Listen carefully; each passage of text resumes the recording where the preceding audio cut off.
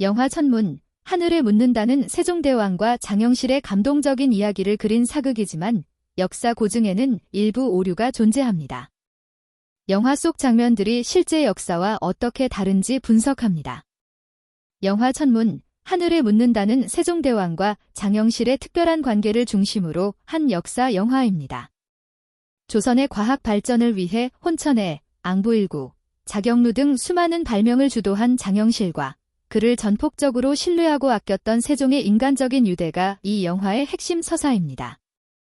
영화는 장영실이 궁중에서 벌어진 기계 고장으로 인해 처벌을 받고 사라지게 되는 과정을 다루며 그 과정에서 세종의 내면적 고뇌와 장영실의 소명의식을 깊이 있게 담아냅니다.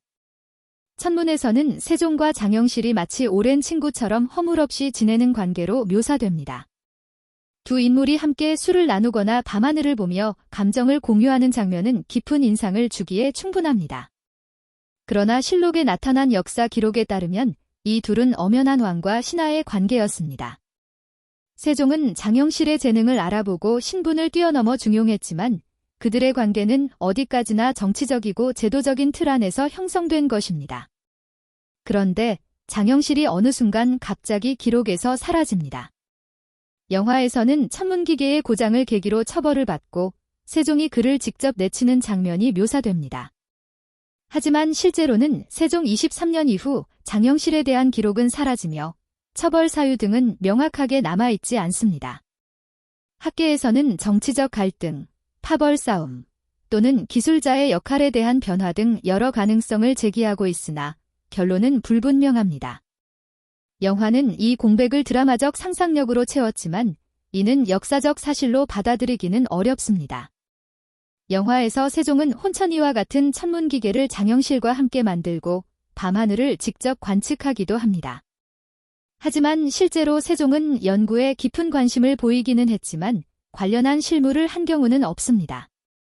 그는 장영실의 연구를 뒤에서 충분히 지원을 했을 뿐이고 실무는 장영실을 포함한 지편전 학자들이 수행했습니다.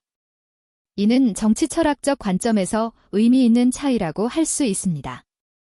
사극은 때로는 사실을 극대화하거나 감정을 극적으로 구성하여 역사를 새롭게 바라보게 만듭니다. 영화 천문은 그 중에서도 비교적 섬세한 접근을 택했습니다.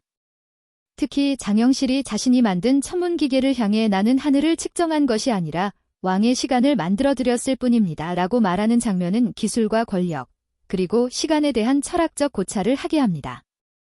천문, 하늘에 묻는다는 역사적 인물의 인간적인 면모를 조명한 수작이지만 감정선을 위해 역사적 사실을 일부 재구성한 영화이기도 합니다.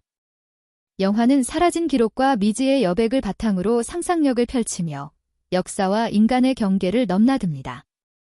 하지만 이러한 접근은 우리가 역사를 소비할 때 그 기록의 정확성과 해석의 책임감을 함께 가져야 함을 상기시킵니다.